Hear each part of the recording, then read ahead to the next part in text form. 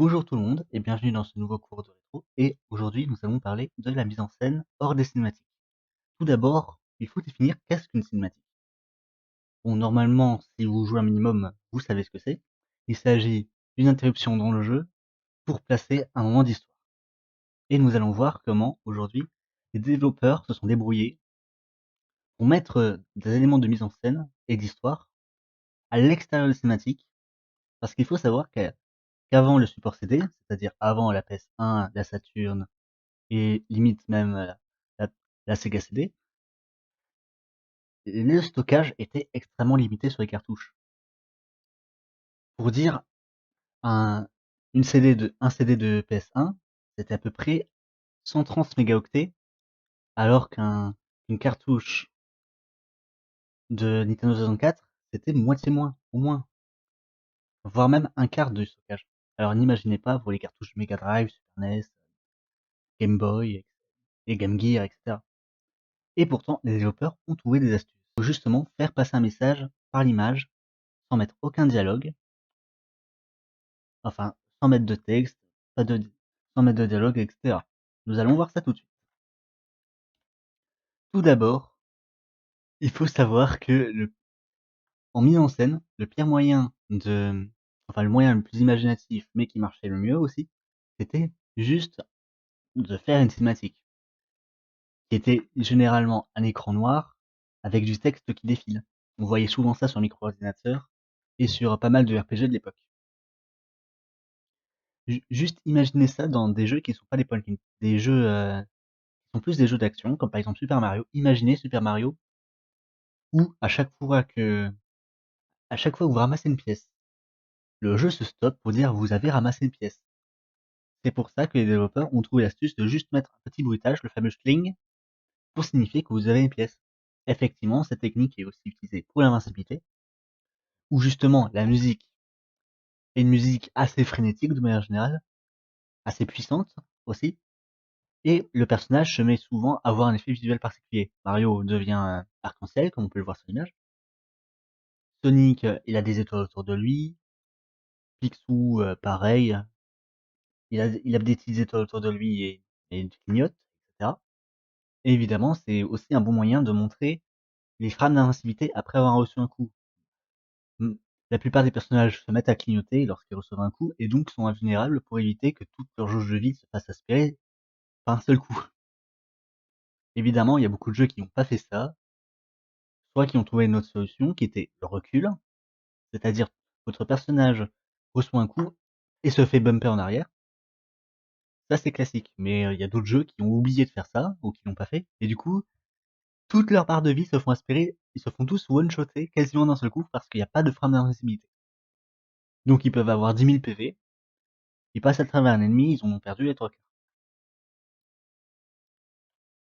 Alors, la mise en scène dans un jeu est aussi importante pour montrer l'impression de vitesse, par exemple, l'impression d'action, ou donner d'autres sentiments. Le choix de la musique est extrêmement important. Par exemple, vous pouvez écouter une musique de Zelda qui est plutôt, qui est plutôt pour l'exploration, etc. Vous mettez à côté d'une musique bien énergique, ça donne pas du tout la même sensation. C'est pour ça que pas mal de jeux qui sont basés sur la vitesse ont justement des musiques qui se réfèrent justement à cette vitesse avec une vite, avec justement un rythme très rapide.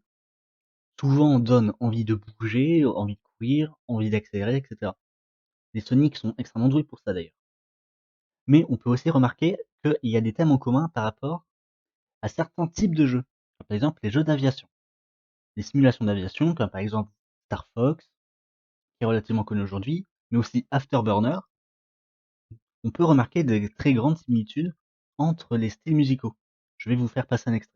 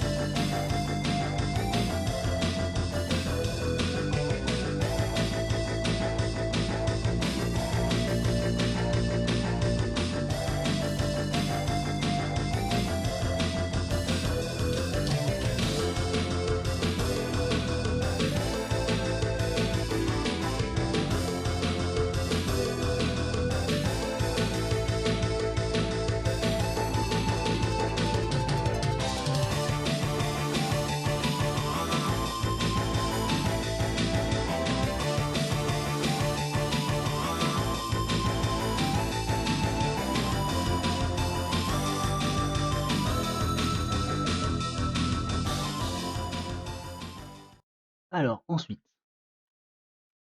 à l'inverse, on peut aussi mettre du calme. En général, on quand un endroit est calme, il y a les couleurs sont plutôt repaisantes, pas de danger en vue. Ça peut être des grandes salles illuminées avec beaucoup d'éléments de décor pour faire joli justement, pour faire signe que tout va bien. En général, une salle de boss, elle est très grande, mais souvent très sombre et très vide, justement pour pouvoir se déplacer librement. Alors que justement, une zone de ville va être va être grouillante de vie, avec plein de couleurs, même si la taille est très grande également. Pas de danger en vue, il y a souvent une musique calme, des petites choses comme ça qui peuvent faire signe qu'il n'y a pas de problème. Et évidemment, il y a les changements de tableau qui ont quasiment tous disparu aujourd'hui, mais un changement de tableau, c'est à la fois une astuce de développeur et à la fois un choix artistique. Parce que à une époque, les jeux n'avaient pas de scrolling et donc étaient tableau par tableau. C'est-à-dire qu'on allait à droite de l'écran, on réapparaissait à gauche de l'écran suivant, sans aucune transition entre les deux. Et certains développeurs se sont dit, tiens, on a le choix maintenant, on va mettre des tableaux exprès pour signifier quelque chose.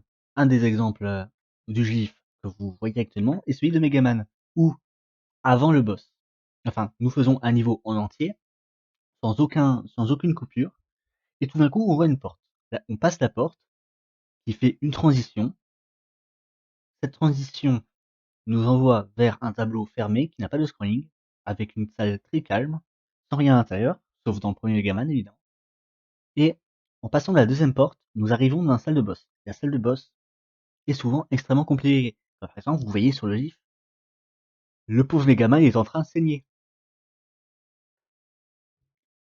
À la fois, c'est pour de la limitation technique et pour un choix de mise en scène. Souvent, on peut remarquer que la limite technique s'accompagne d'astuces. On peut aussi avoir des transitions invisibles ou des transitions encore plus marquées, mais qui ont un sens. Un des exemples les plus connus est celui de Pokémon ou des RPG en général. Les villes sont très souvent découpées, ont très souvent des zones de chargement à l'extrémité pour faire charger la map autour. Ça a un petit peu disparu aujourd'hui, même si ça reste assez présent. Par exemple, dans Pokémon, on peut aussi le faire avec Phantasy Star, Final Fantasy, etc. Eh ben, vous le voyez, nous avons à gauche une ville, et ici, tout à gauche, une petite transition, qui est un pavillon où on est obligé de passer pour sortir de la ville. Et effectivement, certaines villes n'ont pas cette transition, mais nous l'avons quasiment tout le temps. Par exemple, vous voyez la map à gauche, je vérifie un petit détail.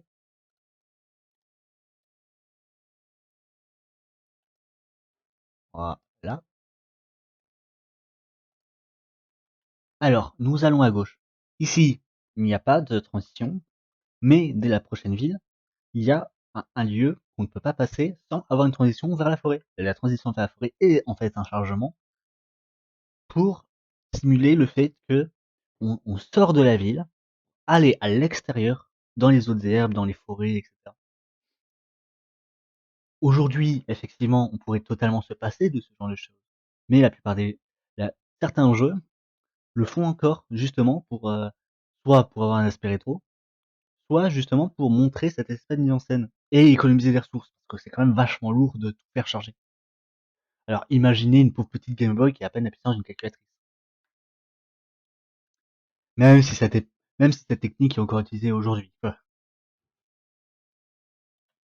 Et nous avons aussi des chargements invisibles, parce que un chargement, vous prenez Megaman par exemple, il y a le fait que tous les ennemis de l'écran disparaissent quand vous changez de tableau. Le seul élément restant visible est vous-même. Et donc ça permet à la fois d'effacer de la mémoire RAM le niveau précédent et de charger aussi les données du boss, etc. Dans Pokémon, on peut pas charger toute la map en même temps.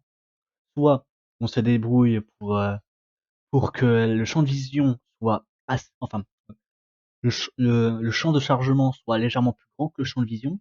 Sur NES, on voyait que c'était assez galère de faire ça. Il y avait souvent une ligne blanche à droite de l'écran ou à gauche de l'écran qui effaçait pour faire venir ou effacer le truc. C'est pour ça que dans la plupart des jeux, les ennemis réapparaissaient quand on sort, quand on allait un petit peu à gauche et qu'on retournait vers le point d'apparition, par exemple. À la fois dans les RPG, à la fois dans les jeux de plateforme, dans les FPS aussi. Même si les FPS sur NES ne marchaient pas, des masses en tout cas. Mais nous avons l'idée.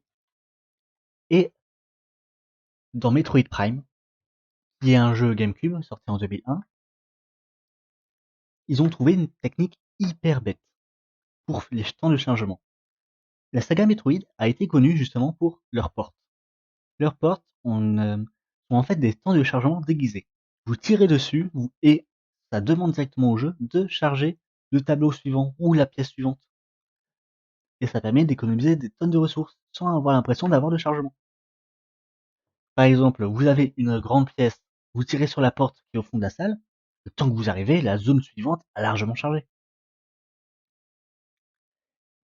Il s'agit quand même d'une astuce de mise en scène extrêmement fluide, simple, et en plus qui, qui donne l'illusion qu'il n'y a pas de chargement alors que vous le faites inconsciemment. Bon, par contre, c'est vrai que ça se voit quand même que ça charge parce que pour les grandes pièces, il faut un peu plus de temps pour que la porte s'ouvre. Mais vous avez l'idée. D'ailleurs, Metroid est extrêmement connu enfin extrêmement connu, malheureusement pas assez, mais pour avoir un scénario qui se place sans quasiment aucune cinématique. Hormis quelques adaptations, les Metroid Prime 1 et 2, si vous pouvez comprendre toute l'histoire sans lire un seul dialogue. Tout est dans le décor. Il y a souvent des éléments de décor placés par là que vous pouvez juste observer.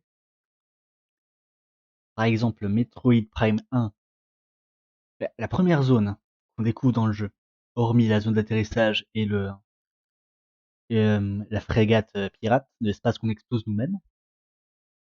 Bon, même la frégate pirate, hein, elle est déjà à moitié détruite. Les bocaux se sont ouverts.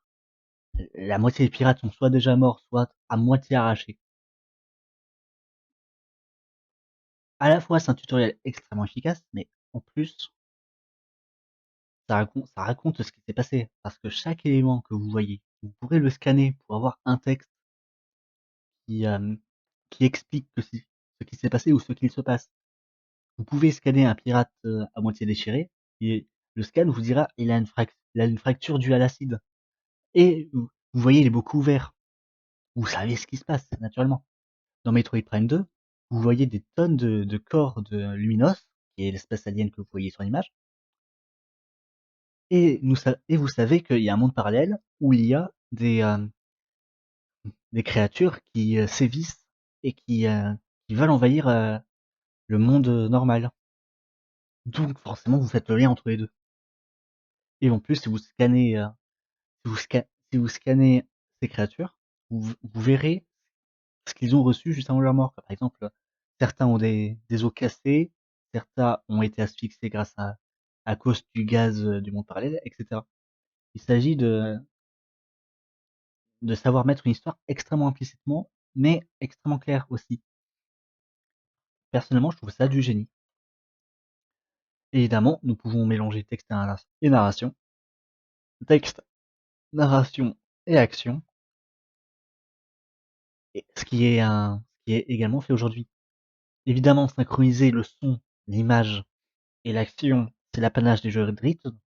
À droite, Space Channel 5, qui est un jeu de rythme très scénarisé, où chacune de vos actions dépend de si vous êtes en rythme ou non. Essayez, c'est juste très fun. Par contre, il faut vraiment être dans l'ambiance. Et à gauche, un exemple très récent, Freedom Planet, qui date de 2014, et justement, beaucoup d'actions se passent en arrière-plan, et qui ont un accès direct sur le niveau en cours. Comme par exemple, sur l'image que vous voyez à gauche, il s'agit de l'infiltration du vaisseau alien. Et vous voyez sur les écrans plats, enfin les écrans, hein, sur les écrans en arrière, que le grand méchant dit avec ses haut-parleurs, attrapez-les, et là vous voyez des tonnes d'ennemis se téléporter vers vous. Des fois vous voyez, il vous dit ouvrez les sas, et paf, tous les sas air s'ouvrent, ou essayant de vous propulser à l'extérieur. Effectivement, ce genre de mécanisme est extrêmement utilisé aujourd'hui dans les AAA. Il s'agit de mécaniques qui sont pourtant nées dans les années 80, enfin surtout 90 parce que 80 il n'y avait pas assez la place, mais très très vite, les développeurs ont essayé, malgré les limitations techniques, de mettre le maximum de mise en scène dans leur jeu, alors qu'ils n'avaient pas la place. Pokémon, premier du nom, tenait à peine sur sa cartouche, ce qui peut expliquer le fait que ses graphismes ne soient pas très beaux. Mais par contre, chaque délimitation de zone est extrêmement claire.